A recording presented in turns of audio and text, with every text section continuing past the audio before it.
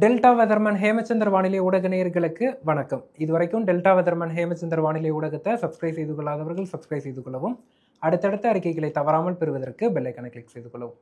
தெற்கு அந்தமான் மற்றும் அதனை ஒட்டிய தென்கிழக்கு வங்கக்கடல் பகுதிகளில் நிலவிய வளிமண்டல மேலடுக்கு காற்று சுழற்சி தற்போது காற்றழுத்த தாழ்வு பகுதியாக மாறியிருக்கு. இந்த காற்றழுத்த தாழ்வு பகுதி அடுத்த 24 மணி நேரத்தில் காற்றழுத்த தாழ்வு மண்டலமாகவும் அடுத்த 48 மணி நேரத்தில் ஆழ்ந்த காற்றழுத்த தாழ்வு மண்டலமாகவும் மாறும் என எதிர்பார்க்கப்படுது.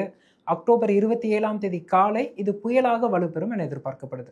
இது தற்போது தமிழகத்தை விட்டு மிக தொலைவில் இருக்கு. அதே போல தென்கிழக்கு வங்கக்கடல்ல கடல் பகுதியில் இருக்கு. தொடர்ந்து வலுவடைந்து வடமேற்கு திசையில் நகர்ந்து ஆந்திர நிலப்பகுதி நோக்கி நகரும் என எதிர்பார்க்கப்படுது.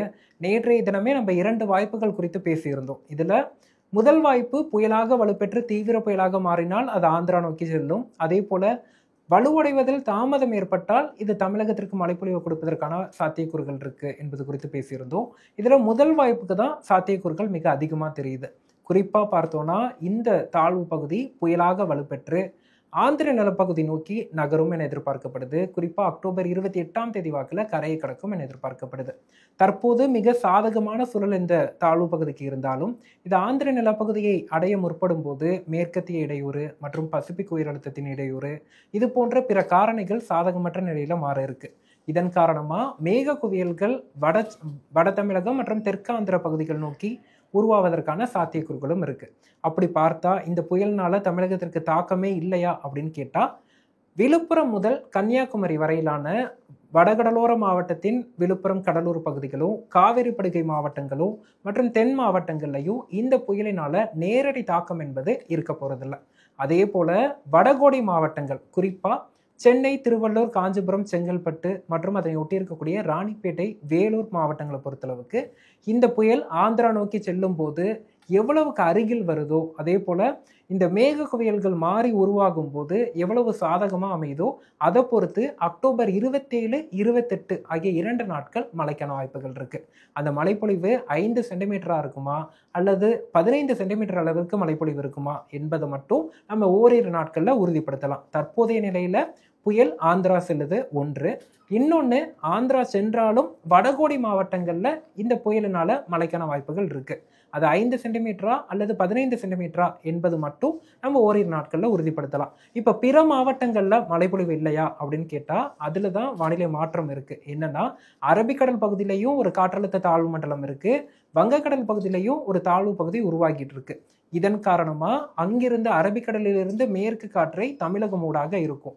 இதன் விளைவா தமிழகத்தின் பிற மாவட்டங்கள், வட மாவட்டங்கள், வடக்குள் மாவட்டங்கள், காவிரி படுகை மாவட்டங்கள் மற்றும் தென் மாவட்டங்களை பொறுத்தளவுக்கு, மேற்கு தொடர்ச்சி மலையோர மாவட்டங்களை பொறுத்தளவுக்கு இரவு நேரத்துல இடி மின்னலுடன் கூடிய மழை அக்டோபர் 24, 25 ஆகிய தேதிகளில் தொடரும். 26ஆம் தேதி வரைக்குமே இந்த இடி மின்னலுடன் கூடிய மழை தமிழகத்தின் உள் மாவட்டங்கள்லையும், காவிரி டெல்டா மாவட்டங்கள்லையும், தென் மாவட்டங்கள்லையும், மேற்கு தொடர்ச்சி மலையோர மாவட்டங்கள்லையும் ஆங்காங்கே பதிவாகும்.